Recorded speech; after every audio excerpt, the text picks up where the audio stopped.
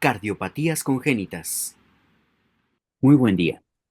Hoy revisaremos el tema de cardiopatías congénitas, el cual es de gran relevancia ya que son defectos que pueden presentarse y que en primer nivel de atención debemos conocerlos. Vamos a utilizar la técnica de ir dibujando para ir conociendo los diferentes conceptos que serán ofrecidos en la sesión de hoy. Como te lo había comentado, hoy revisaremos el tema de cardiopatías congénitas.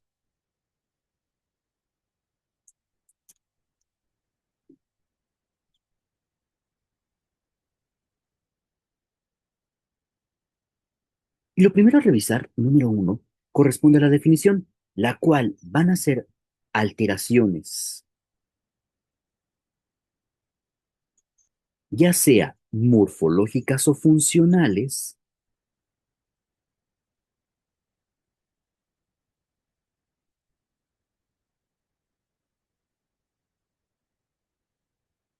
en las cuales va a haber una afectación en el corazón y o en los grandes vasos. Pero ahora bien, otro elemento a considerar en esta definición es que están presentes desde el nacimiento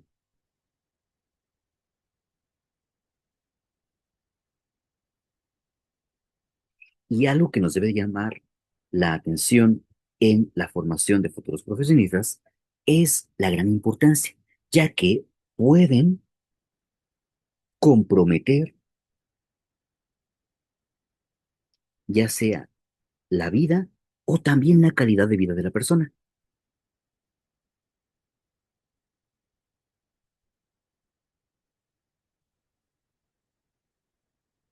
Ahora, dentro de las múltiples clasificaciones que existen para ese tema, número dos, al menos quiero que conozcamos dos de ellas.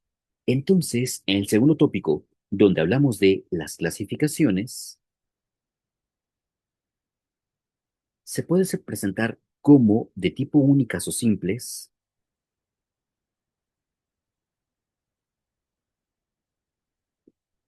o también se pueden presentar de tipo cianógenas, las cuales vamos a representar de color azul,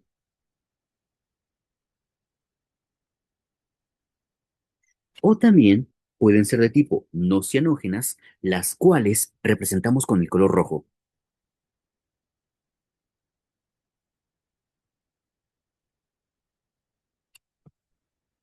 Ahora bien, la primera de las cardiopatías que vamos a revisar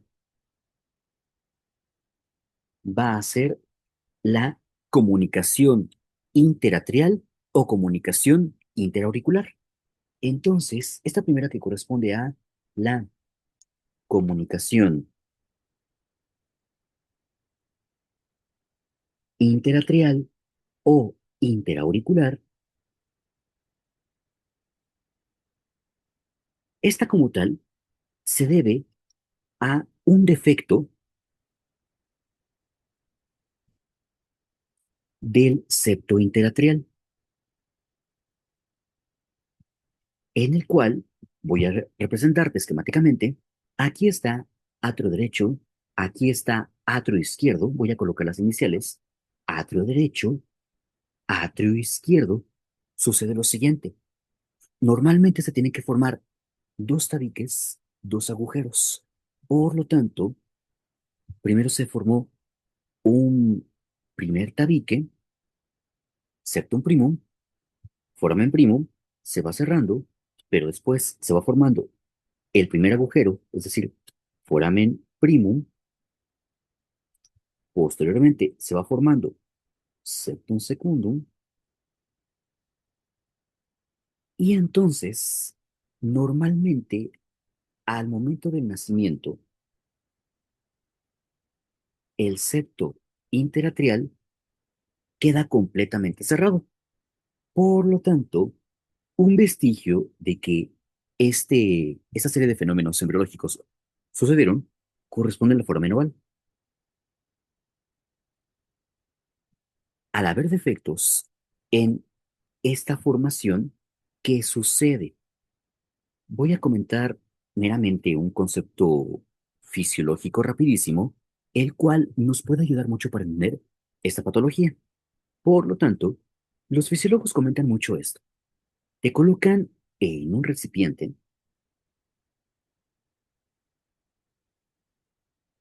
voy a, lo que hacen es colocarte una membrana semipermeable, se coloca soluto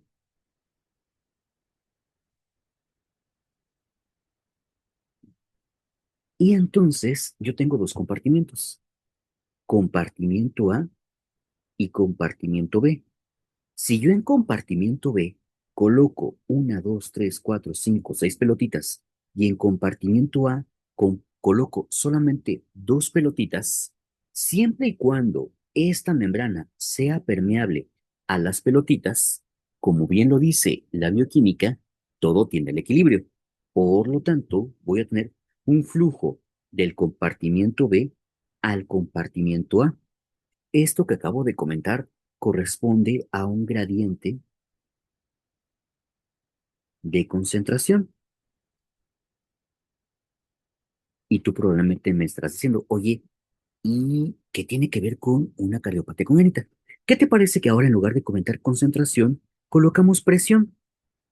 Y es que sucede lo siguiente, que normalmente el septo arterial queda cerrado, el vestigio de ello fue un foramen oval, que en la vida postnatal corresponde a la fosa oval, y entonces acontece lo siguiente.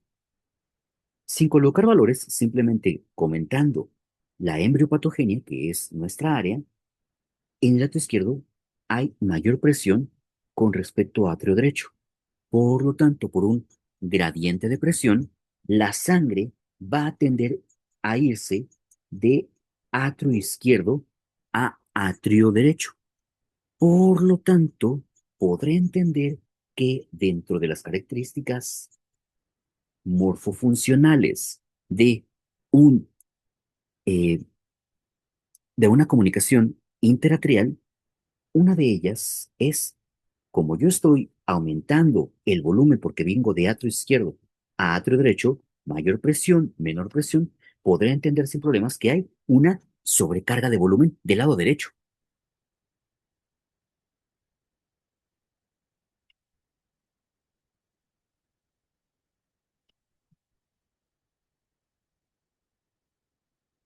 Puede acontecer, no siempre pasa, dependerá de muchos factores, qué tan grande es la comunicación, cuestiones asociadas, pero sí puede acontecer, lo voy a colocar como raro, repito, depende de varios factores, puede presentarse hipertensión pulmonar. Si le estoy colocando más volumen a atrio derecho, ventrículo derecho, arteria pulmonar, puedo entender que puede ser, puede no presentarse una hipertensión pulmonar.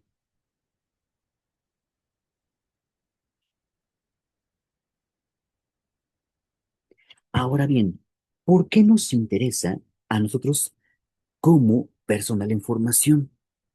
Estadísticamente hablando, y vamos a colocar al menos un concepto de la salud pública, que es la tercera cardiopatía congénita más frecuente de México.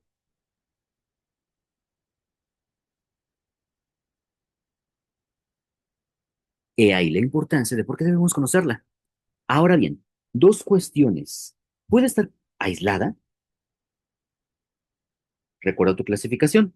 Dentro de la clasificación que estábamos comentando, puede ser única o simple, por lo tanto, puede presentarse solamente de manera aislada, o también puede, puede presentarse asociada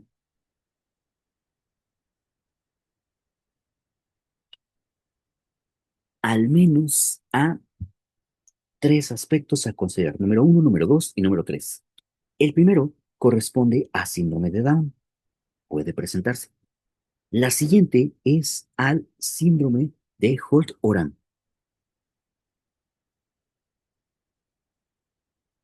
Te comento que esta va a ser una mutación en el gen TBX5 o también puede presentarse con un patrón de tipo autosómico dominante.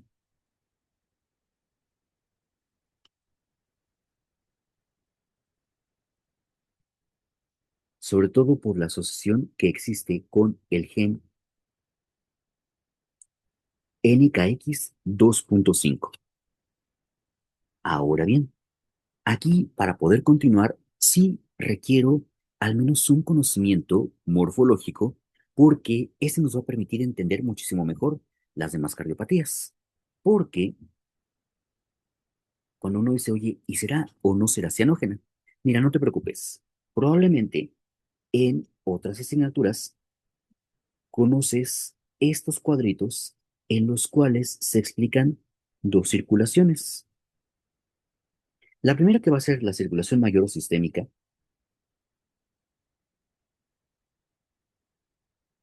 y esta circulación sistémica inicia en ventrículo izquierdo, emergiendo la aorta, que es una arteria de tipo elástica, se va ramificando, que nos va formando arterias musculares, arteriolas, capilares, que es la unidad más pequeña del sistema cardiovascular. Aquí se da el intercambio de gases y nutrientes, vénulas, venas de pequeño calibre, se van integrando más venas, ahora tenemos venas de mediano calibre, y finalmente, a través de las venas de gran calibre, la circulación regresa al atrio derecho. Una vez que termina esta primera circulación, inmediatamente empieza la otra, que es la circulación pulmonar o circulación menor. Por lo tanto, la circulación pulmonar o menor inicia en ventrículo derecho a través de la arteria pulmonar que inmediatamente se ramifica en pulmonar derecha, pulmonar izquierda, que como te lo estarás imaginando, inmediatamente se va a pulmón derecho y pulmón izquierdo respectivamente. Hacemos intercambio de gases, es decir, hacemos la hematosis y la sangre regresa a través de una de las cuatro venas pulmonares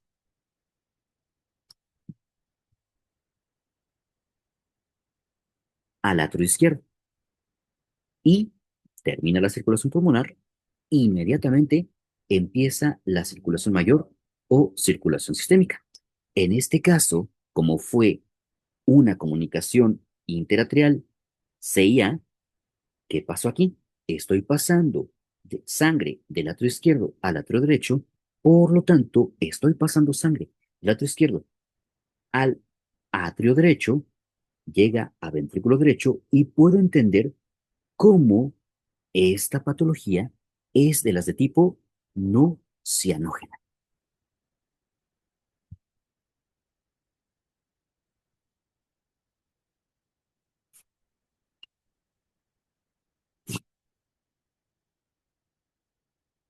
Toma en cuenta estos esquemas porque nos van a permitir conocer a las demás patologías.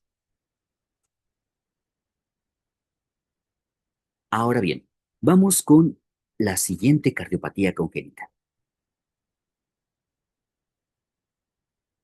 Colocamos con la letra B a esta que la puedes encontrar con dos nombres. El primer nombre es persistencia del conducto arterioso.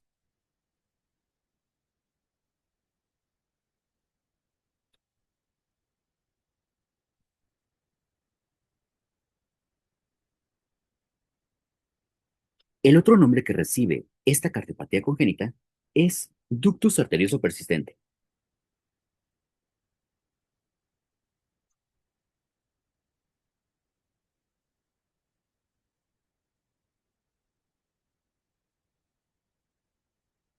¿Qué sucede en esta? Ujú.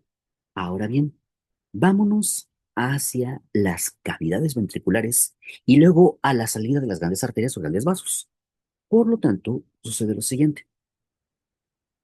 Aquí tenemos a ventrículo derecho y a ventrículo izquierdo. Del ventrículo derecho emerge la arteria pulmonar o tronco pulmonar,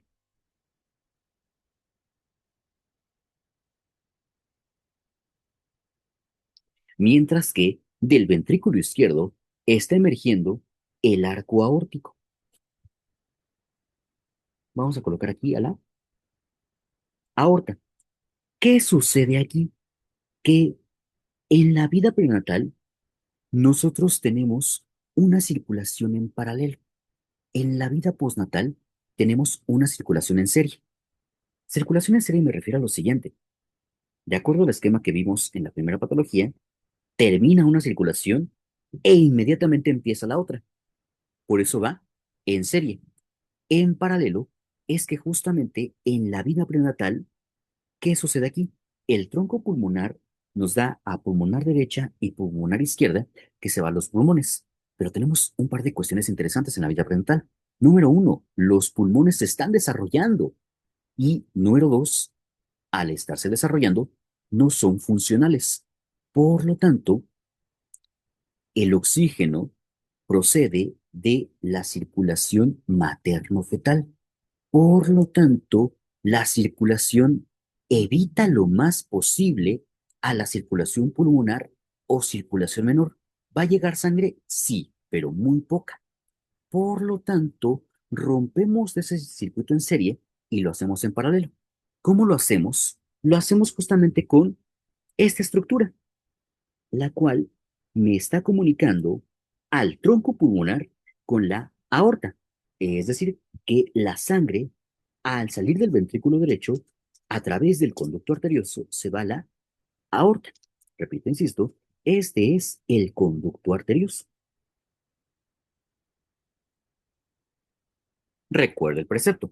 La circulación evita lo más posible a los pulmones. Ahora bien, este conducto arterioso debe cerrarse. Por lo tanto, el conducto arterioso debe tener cierre. ¿Y qué crees? Tenemos dos tipos de cierres. El primer cierre es denominado el cierre fisiológico, el cual se presenta en el nacimiento, asociado al menos a cuatro elementos. Son más, yo te voy a comentar cuatro, ya sea noradrenalina, acetilcolina, bradicininas y uno que quiero que tomemos en cuenta, que son prostaglandinas.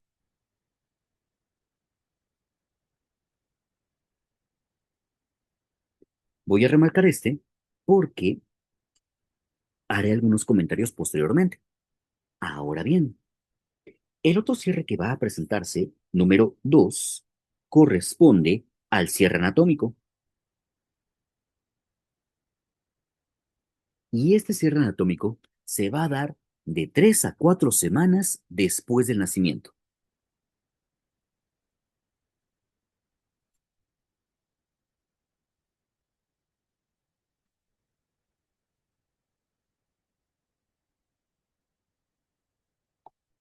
Por lo tanto, el conducto arterioso tiene su cierre fisiológico al nacimiento, su cierre anatómico máximo a las 4 semanas después del nacimiento y va a persistir un vestigio, el cual el vestigio de este conducto arterioso corresponderá al ligamento arterioso.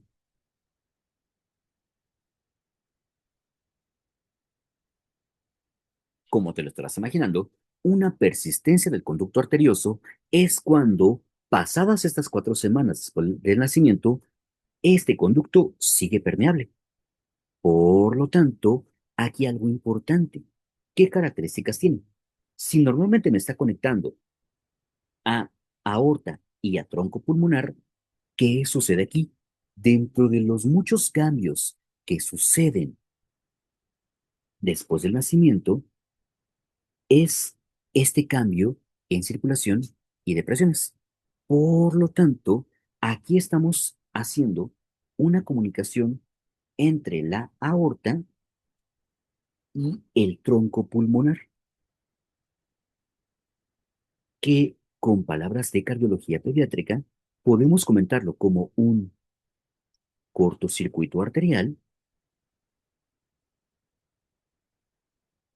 o un poco más en la jerga clínica como un shunt arterioso.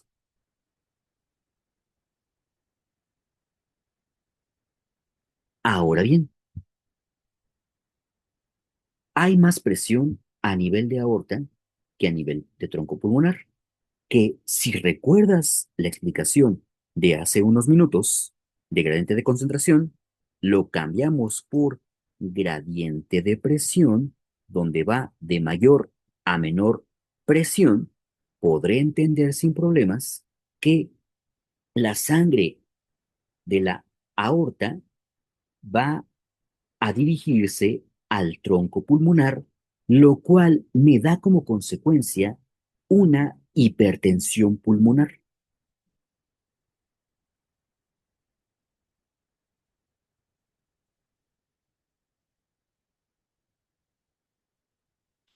que ahora bien, dentro de todos los mecanismos fisiológicos para el flujo sanguíneo, uno de ellos es la diferencia de presiones. Como lo acabas de ver, yo me voy a mover de donde hay mayor presión a donde hay menor presión. El gran problema que yo debo de tomar en cuenta es mi hipertensión pulmonar, porque si no es tratado a tiempo, esto puede seguir avanzando, ir de hipertensión pulmonar leve, moderada, severa, hasta que llegamos a esta gran condición clínica que corresponde a cor pulmonale, en el cual ambas presiones se igualan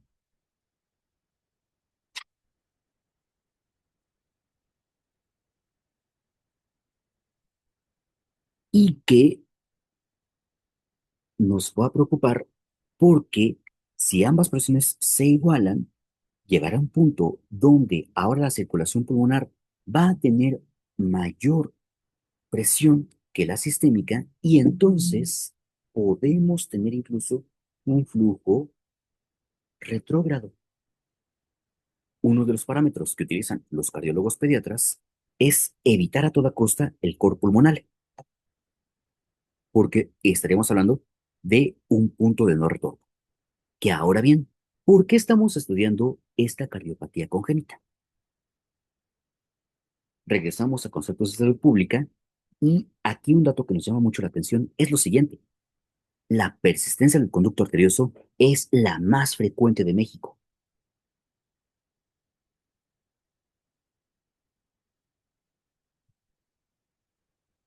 Y ahora bien, dentro de todo lo que puedo encontrar asociado es algunos factores predisponentes.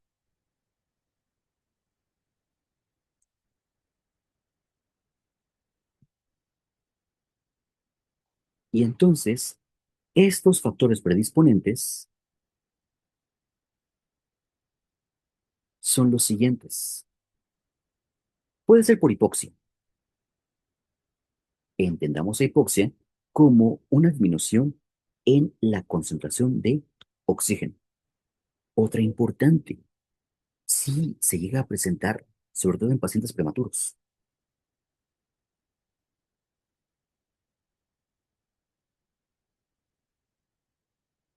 Y los grupos de alto riesgo son de menos de 30 semanas de gestación o incluso es hasta 50% más probable que se presente en pacientes prematuros con una edad gestacional menor a 28 semanas. Ahora bien, algo que debo comentarte. Sucede lo siguiente. ¿Recuerdas que habíamos comentado que una de las sustancias asociadas eran las prostaglandinas? Pues justamente voy a hacerte un comentario al respecto de las prostaglandinas. Por lo tanto, las prostaglandinas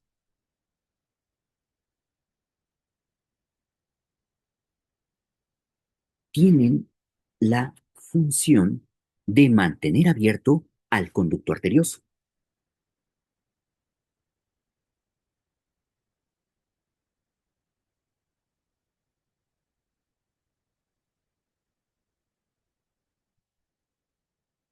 Voy a hacer el siguiente comentario. No es competencia de la materia, pero nos permite tener un mejor entendimiento. Por lo tanto, dentro de la producción y formación de prostaglandinas, debo comentar lo siguiente. son elementos de la membrana que se libera ácido araquidónico y tenemos a esta enzima que se llama ciclooxigenasa. Por lo tanto, las prostaglandinas proceden del ácido araquidónico. Por lo tanto, podemos comentar lo siguiente. Clínicamente hablando, como te lo he comentado, provienen de ácido araquidónico, el cual yo puedo bloquear la producción de prostaglandinas a través de un bloqueo de la enzima ciclooxigenasa.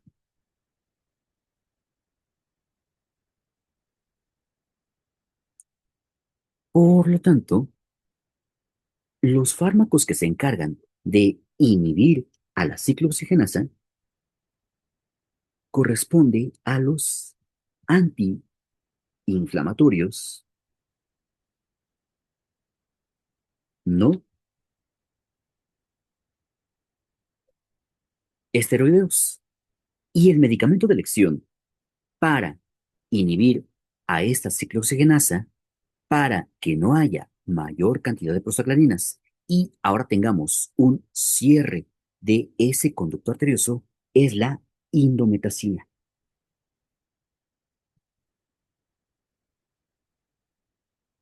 De manera tradicional, el AINES más conocido es el ácido acetil salicílico,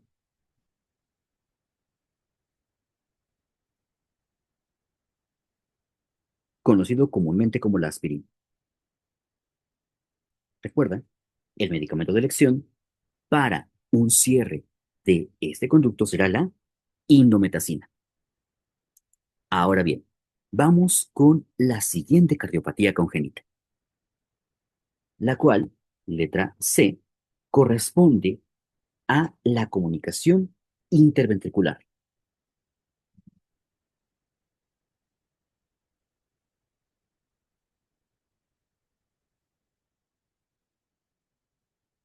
Por lo tanto, hacemos ahora el esquema del corazón muy general,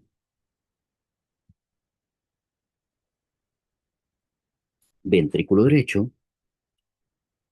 ventrículo izquierdo, y entonces va creciendo la pared ventricular, va creciendo, va creciendo, va creciendo, es decir, que de haber pasado a un ventrículo, va creciendo, va creciendo, va creciendo, y también altamente asociado aquí a esta almohadilla, la cual va creciendo, va girando, y eso explica por qué normalmente tenemos un septo o tabique interventricular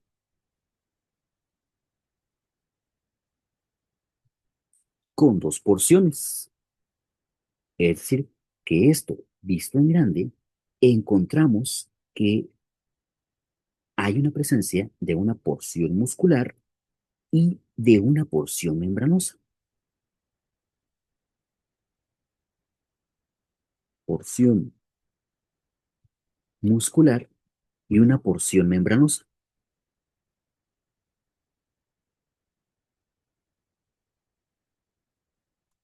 Como te lo estarás imaginando, son defectos en la formación de este septo interventricular y podemos encontrar varios tipos. Repito, la patología es comunicación interventricular y la más frecuente es la de tipo perimembranosa. Aproximadamente un 77% de las comunicaciones interventriculares. También pueden ser a nivel del septo trabecular,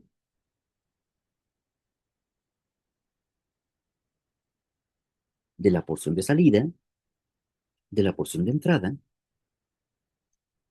o incluso una comunicación interventricular de tipo mixta. Ahora bien, como te lo estarás imaginando, será cianógena o acianógena. Te comento, el ventrículo izquierdo tiene mayor presión que el ventrículo derecho. Por lo tanto, Como lo estarás imaginando, la sangre va a ir de ventrículo izquierdo a ventrículo derecho, y si recuerdas el esquema que hicimos hace dos patologías, estamos haciendo una comunicación de ventrículo izquierdo a ventrículo derecho, tronco pulmonar, pulmones, y voy a entender que una característica de esta, que es de tipo acianógena, también será la hipertensión pulmonar.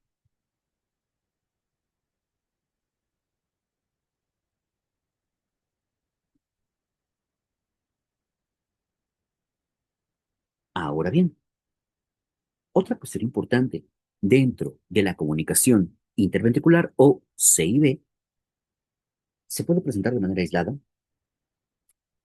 también puede estar asociada a otras cardiopatías,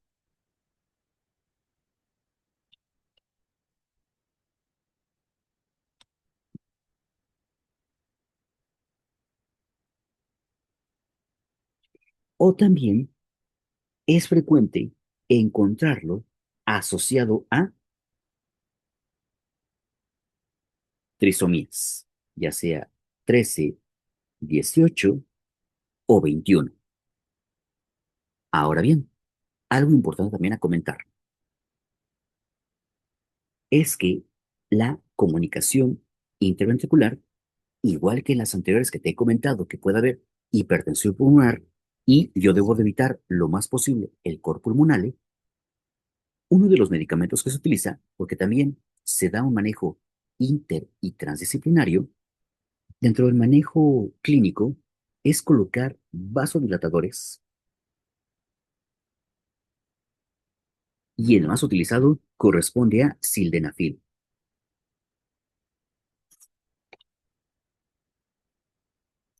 Ahora bien, vamos con la siguiente cardiopatía.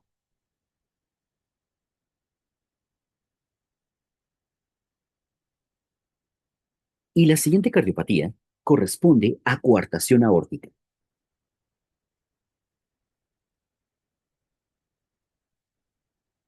la cual tenemos a nuestra aorta ascendente, arco aórtico o callado de la aorta, aorta descendente en su porción torácica, aorta descendente en su porción abdominal, y finalmente la bifurcación en ilíacas comunes o ilíacas primitivas. La coartación aórtica se define como un estrechamiento de la luz de la aorta. Recuerda que tiene sus porciones que eran ascendente,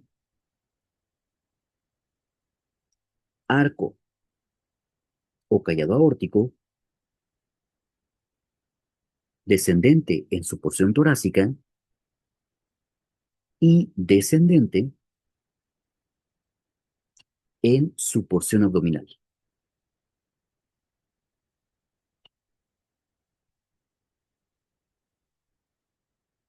Ahora bien, te comento algo interesante. Después de haber tenido a la aorta abdominal, vienen las ilíacas comunes o ilíacas primitivas, las cuales nos van a formar a ilíaca externa, ilíaca interna, y la ilíaca externa, pasando por el ligamento inguinal, se continúa como arteria femoral. Te lo comento porque algo muy interesante de esta coartación aórtica es que hay una disminución en el flujo femoral, porque el estrechamiento de la luz de la aorta se puede presentar en cualquiera de los segmentos que te acabo de comentar aquí en el esquema. Ahora bien, si está ampliamente asociada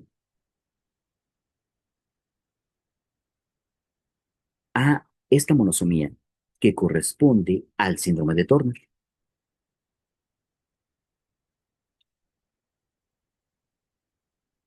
Ahora bien, vamos con la siguiente cardiopatía congénita. La quinta patología que revisaremos es Tetralogía de Fallot.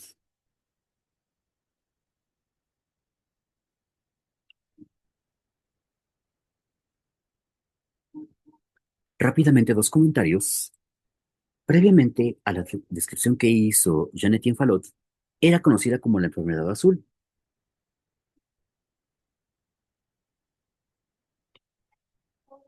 Fue este personaje y esta es la descripción original que realizó el doctor Fallot. Ahora bien, al llamarse tetralogía de Fallot, corresponde a cuatro características clínicas. Una va con respecto a la otra.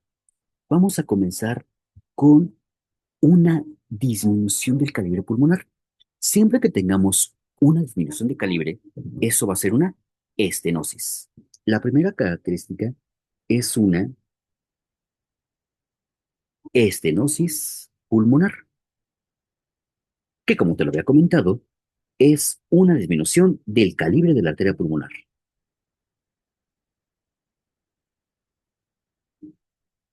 Ahora bien, ¿qué sucede con esto? Que por la formación del tronco cono, te voy a comentar lo siguiente.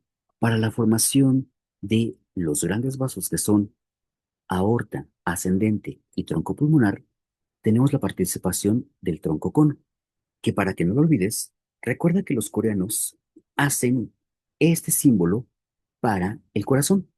Aquí está el corazón coreano. Mi dedo índice es la arteria o tronco pulmonar y posterior a ello, mi pulgar es la aorta. El corazón tiene esa disposición, arteria pulmonar, aorta. Regresando a nuestro esquema y a los apuntes que estamos realizando, vamos a encontrar esta correlación. Entonces, al tener esta estenosis pulmonar, ¿qué va a pasar? Voy a encontrar como siguiente consecuencia un cabalgamiento aórtico.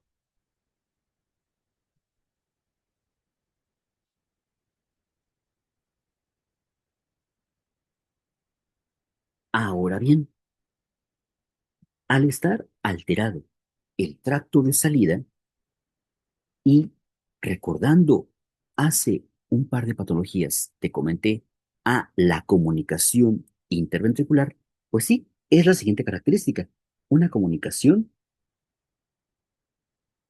interventricular.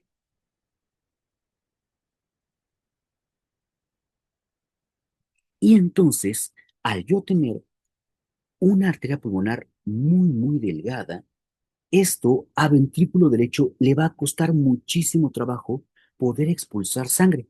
Por lo tanto, como consecuencia, nos da una hipertrofia ventricular derecha.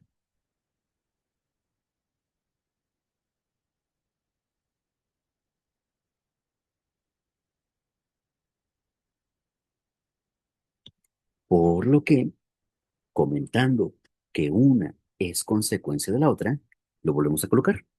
Tenemos una estenosis pulmonar. Por lo tanto, por esa alteración, tenemos al cabalgamiento aórtico. Esto hace que tengamos una comunicación interventricular, ventrículo izquierdo, ventrículo derecho,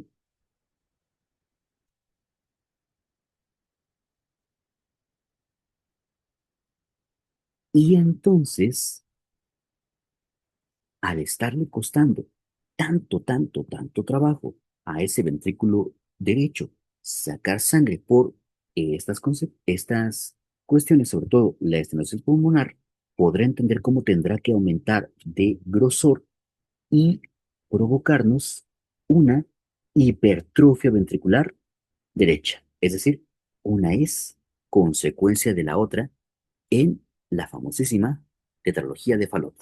Ahora bien, ¿qué características vamos a estudiar en esta patología en particular? Entre otras tantas, como te lo estarás imaginando, esta es una cardiopatía de tipo cianógena. Ahora bien, algo importante a comentar es que en la vena prenatal tenemos circulación en paralelo y el flujo de oxígeno, de nutrientes, es preponderantemente por la circulación fetoplacentaria. Por lo tanto, es muy común que las cardiopatías congénitas se van manifestando después del nacimiento. Particularmente, esta patología se diagnostica durante el primer año de vida. Siempre estuvo ahí, cabe mencionarlo. Sin embargo, por las manifestaciones clínicas, se va presentando en el primer año de vida. Ahora bien, al yo tener una disminución del aporte de oxígeno, inmediatamente el cuerpo responde aumentando la cantidad de eritrocitos sanguíneos, por lo que es muy común que los pacientes con tetralogía de Fallot presenten poliglobulia. Poliglobulia. Y ahora bien, esta cianosis sí es importante comentarla porque, como te lo había comentado, puede tener sus crisis cianóticas.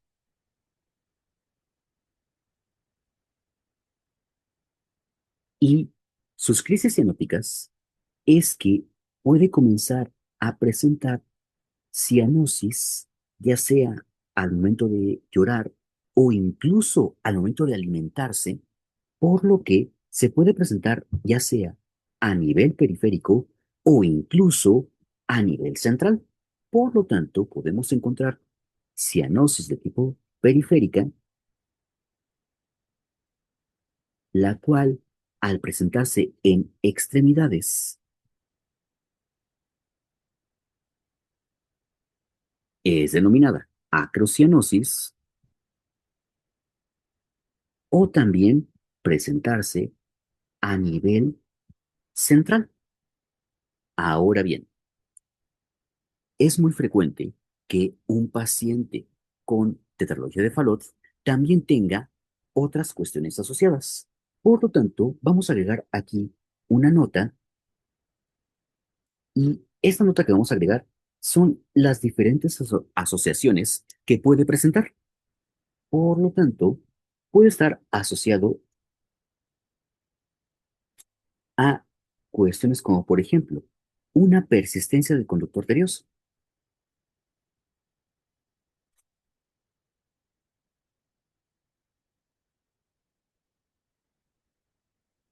Y aquí pasa algo interesante, y es que si yo tengo un conducto arterioso persistente, quiere decir que va a haber sangre que va a poder pasar a la circulación, de circulación sistémica a circulación pulmonar. Por lo tanto, aquí sí me conviene que exista esta persistencia. Curiosamente, cuando está asociado a tetralogía de Fallot, sí podemos buscar que de manera paliativa, en lo que preparamos al paciente a sus diferentes cirugías que se podrán realizar, aquí sí me conviene que quede persistente este conducto arterioso. Por lo tanto, aquí lo contrario, se le puede aplicar prostaglandinas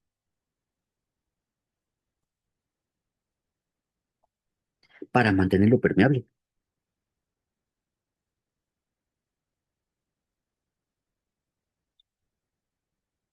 Por eso la importancia de poder conocer la vía de prostaglandinas ciclooxigenasa. Aquí lo contrario, es conveniente dejarlo permeable, dependiendo del caso. Recuerda algo muy importante en la medicina. Nosotros atendemos pacientes, no enfermedades. Ahora bien, ¿qué más podemos encontrar asociado? Podemos encontrar asociado una válvula pulmonar bicúspide.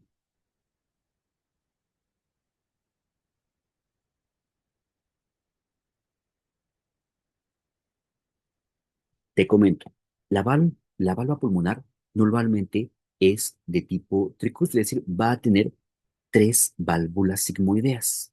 Es muy común que es tan pequeña porque esta estenosada, recuerda la embriopatogenia que te platiqué, que en lugar de presentar sus 13 lunares, solamente presenta dos.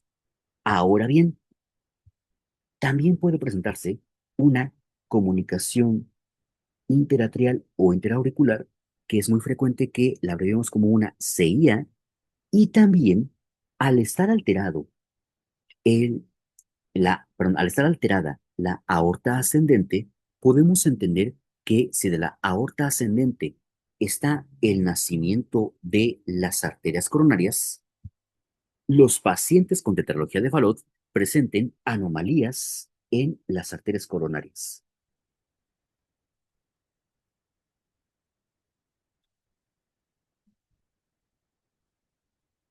Tómala en cuenta porque al momento de hacer las reparaciones quirúrgicas, sí es muy importante conocer el patrón coronario. La siguiente patología o las siguientes patologías nos van a permitir conocer y dar una entrada al análisis segmentario secuencial importante en la definición y nomenclatura de cardiopatías congénitas. Esta siguiente patología corresponde a transposición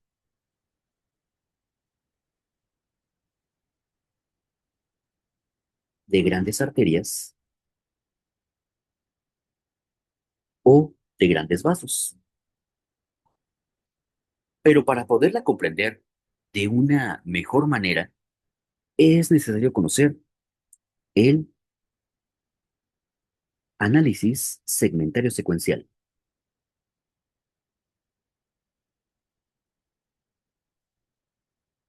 No te preocupes, vamos a comentarlo. Lo primero es el sitio donde se encuentra nuestro corazón. Por lo tanto, la primera parte corresponde al situs, que por suerte se parece mucho a la palabra en español, refiriéndose al sitio o lugar. Por lo tanto, conocimientos morfológicos generales, vamos a colocar un atrio morfológicamente derecho y un atrio morfológicamente izquierdo. Por lo tanto, un atrio morfológicamente derecho tiene una orejuela grande triangular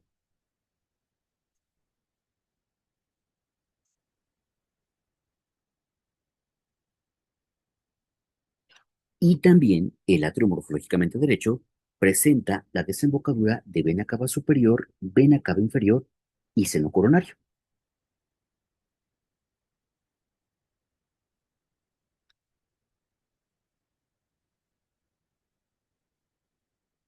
Ahora bien, un atrio morfológicamente izquierdo es más pequeño, más alargada la orejuela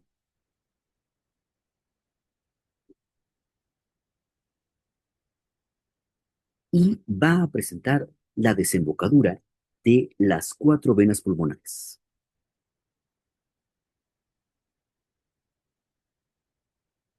Por lo tanto, en la primera parte podemos comprender que si me refiero a un situs solitus, hace referencia a que todo está en su lugar.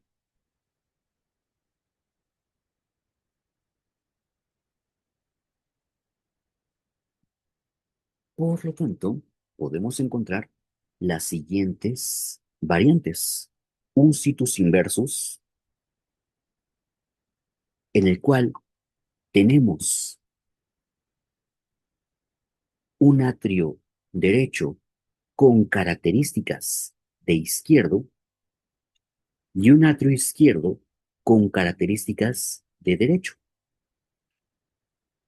Podemos encontrar en forma de espejo dos atrios derechos. Eso se llama dextroisomerismo. Es decir, que ambas orejuelas presentan la misma morfología. O también podemos encontrar un levoisomerismo en el cual encontramos que ambos atrios presentan morfología de un atrio izquierdo. Ahora bien, el siguiente elemento a analizar, número 2, corresponde a conectar los atrios con los ventrículos. Por lo tanto, el siguiente elemento es la conexión atrioventricular. Es decir, que un atrio morfológicamente derecho esté conectado con un ventrículo morfológicamente derecho a través de la valva tricúspide, mientras que un atrio morfológicamente izquierdo está conectado con ventrículo morfológicamente izquierdo a través de la valva mitral. Por lo tanto, atrio derecho, ventrículo derecho, tricúspide, atrio izquierdo, ventrículo izquierdo, mitral. A esto, que es lo esperado, vamos a denominarlo como una conexión atrioventricular concordante. Por lo tanto, podemos encontrar esta variante en la cual yo tengo a un atrio derecho conectada con un ventrículo izquierdo a través de la mitral y un atrio izquierdo conectado con un ventrículo derecho a través de la tricúspide. A esto lo voy a denominar una conexión atrioventricular discordante.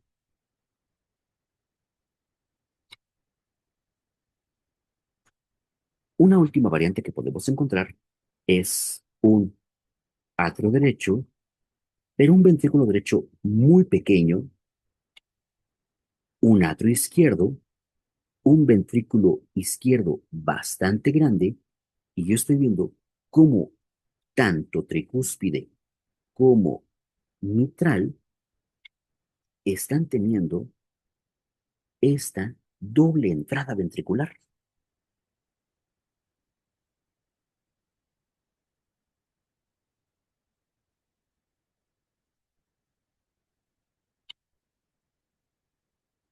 Y ahora bien, el tercer elemento a analizar en esta secuencia es la conexión entre ventrículos y arterias, que vale mucho la pena mencionar, la famosa conexión troncoconal.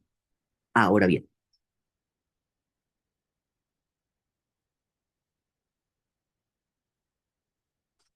el tercer elemento es el tipo de conexión ventrículo arterial.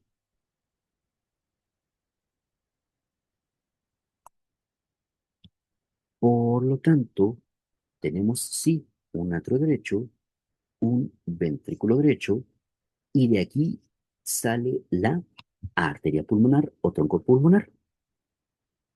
Atrio izquierdo, ventrículo izquierdo, y del ventrículo izquierdo se origina la aorta ascendente.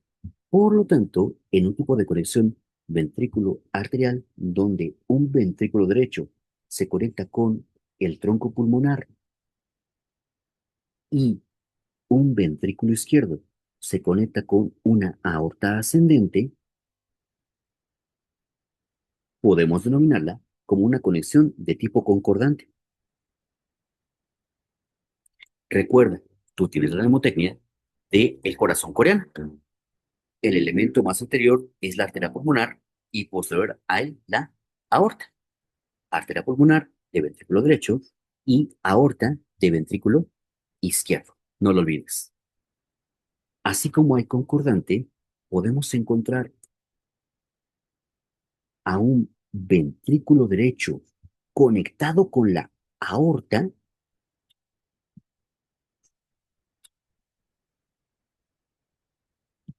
y a un ventrículo izquierdo conectado con la pulmonar. Por lo tanto, aquí en esta conexión de ventrículo derecho con aorta y ventrículo izquierdo con el tronco pulmonar, vamos a denominarlo como discordante. Y ahora bien, podemos también tener estas variantes. Atrio derecho, ventrículo izquierdo, pero tanto la pulmonar y la aorta salir del mismo ventrículo en el cual tenemos esta doble salida, o también esta otra, que, repito, insisto, recuerda que para tronco cono, formación de pulmonar y aorta, debemos separarlas, porque cuando no se separan, tenemos esta gran cuestión. Atrio derecho, ventrículo derecho, atrio izquierdo, ventrículo izquierdo, pero quiero que veas como aquí solamente hay una única vía de salida.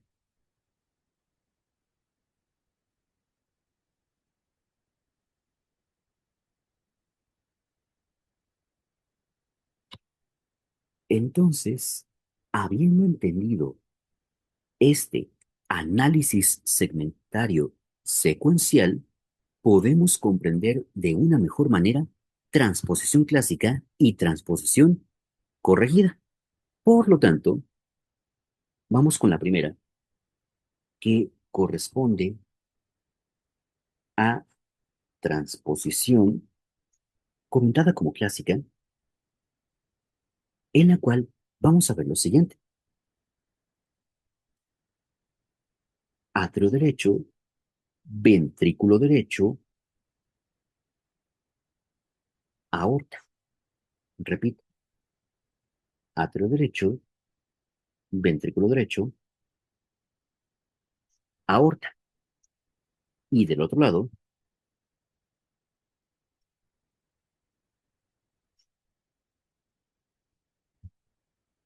atrio izquierdo, ventrículo izquierdo, tronco pulmonar. Por lo tanto, podemos encontrar las siguientes tres características con el análisis que acabamos de aprender hace un tiempo. Pregunta, ¿se está cortando? ¿No? ¿No? Todo bien, Doc. Ok, acuérdate, se está cortando en transposición clásica. Ahorita con la edición. Sí. Va, otra cosa. Entonces, las características que va a obtener es situs solitus. Hay una conexión atrioventricular concordante,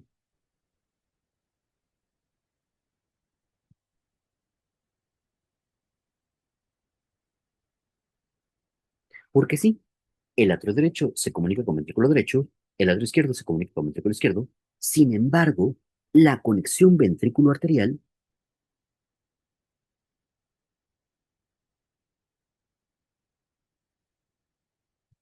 es de tipo discordante, porque estamos conectando un ventrículo derecho con una aorta y un ventrículo izquierdo con un tronco pulmonar, lo cual nos está generando este gran problema, porque si recordamos el esquema del cuadro en el cual teníamos a atrio derecho, ventrículo derecho, atrio izquierdo, ventrículo izquierdo, tenemos este gran problema.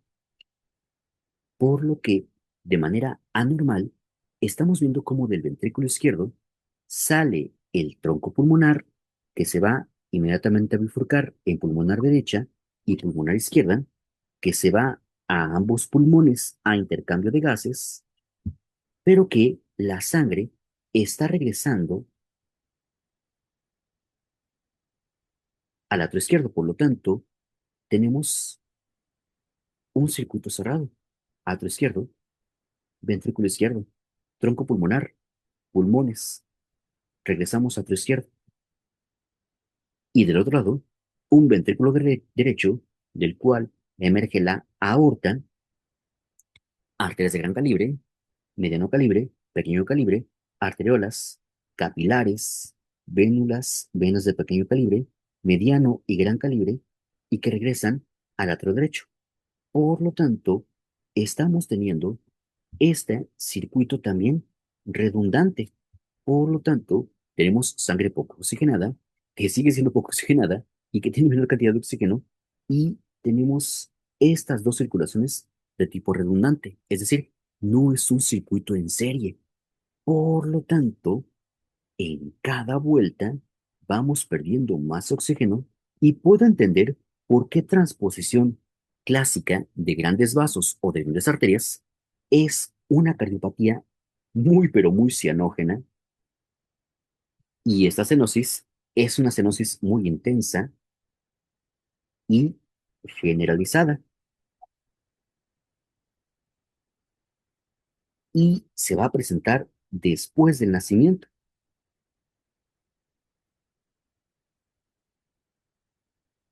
Toma en cuenta tus clasificaciones tanto de Apgar como de Silverman Anderson. Apgar normalmente va subiendo. Silverman normalmente tendrá puntos bajos. Aquí será lo contrario. Un Apgar bajo y un Silverman Anderson aumentando. Ahora bien, otras características. Sí es muy común que existan defectos septales asociados.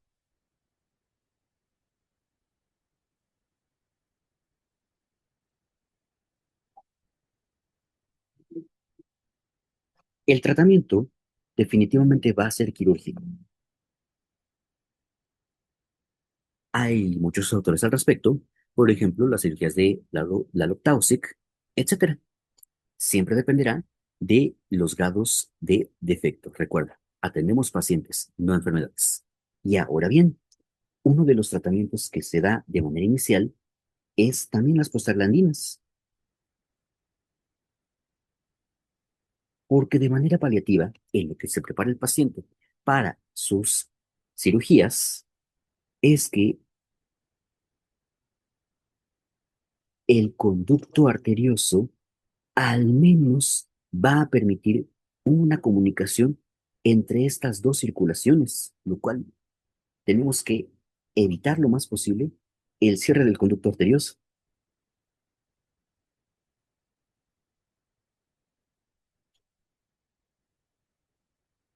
en lo que al paciente se le realizan sus tratamientos quirúrgicos pertinentes. La siguiente cardiopatía congénita corresponde a transposición corregida,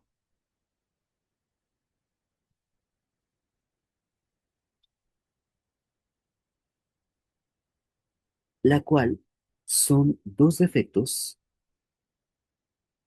que un defecto corrige al otro. Te lo voy a comentar con la siguiente analogía. El sistema de trenes alemán ha presentado deficiencias durante los últimos años. Por lo tanto, sí se han presentado muchos retrasos, incluso cancelaciones. Sucede lo siguiente, que dentro de los trenes alemanes que han tenido estos grandes problemas, en una ocasión se tomó un tren de ir para un destino a un destino B y luego un destino C. Y era de Berlín a Düsseldorf y luego a otra ciudad. Por lo tanto, el primer tren salió con retraso. Por lo tanto, el primer destino, que fue Düsseldorf, siguió con retraso. Pero como el segundo tren también tenía retraso, ese pasajero pudo tomar su tren y llegó a su destino. Entonces, son dos defectos que se corrigen. Con esa analogía de los trenes alemanes, podremos entender a transposición corregida. Por lo tanto, vamos con los esquemas. Tenemos a un atrio derecho, el cual está conectado a un ventrículo izquierdo, pero de este ventrículo izquierdo sale el tronco pulmonar. Lo colocamos en el texto. Tenemos un atrio derecho, el cual se comunica con un ventrículo izquierdo, pero que este ventrículo izquierdo se comunica con el tronco pulmonar. Del otro lado, tenemos a un atrio izquierdo, el cual se comunica con un ventrículo derecho, pero este ventrículo derecho se comunica con una aorta. Por lo tanto, es un atrio izquierdo comunicado con un ventrículo derecho y este ventrículo derecho se comunica con una aorta ascendente. Por lo tanto, con nuestro análisis que realizamos de estas cardiopatías, sí, encontramos un situs solitus,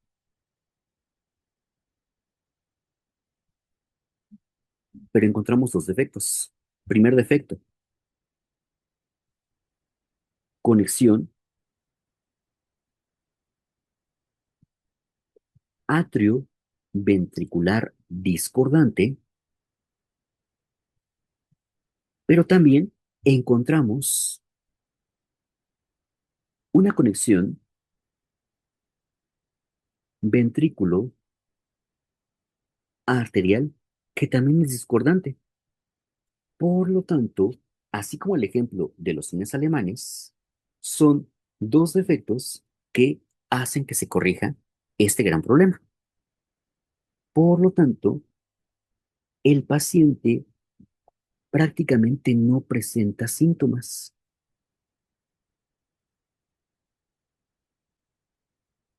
pero sucede lo siguiente, que ventrículo izquierdo y ventrículo derecho están morfológicamente estructurados para que el ventrículo izquierdo sea el inicio de la circulación sistémica o circulación mayor y el ventrículo derecho está diseñado de tal forma que aquí inicia la circulación pulmonar o circulación menor. Por lo tanto, es muy frecuente que los pacientes con transposición corregida de grandes vasos entre los 30 a los 50 años puedan presentar insuficiencia cardíaca.